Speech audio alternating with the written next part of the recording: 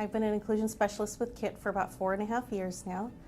I come to KIT with a background in working with children that have developmental disabilities and parent training, so I work with parents on how to support their children in the home and out in the community. I also have a big background in working with children that have behavioral needs. I have a multiple subject teaching credential, and I also have a teaching credential in special education, mild to moderate disabilities. I have a registered behavior technician credential, so that allows me to work with children that have developmental disabilities, including autism. And I have a master's degree in education, specifically in teaching, and I have a second master's degree in special education.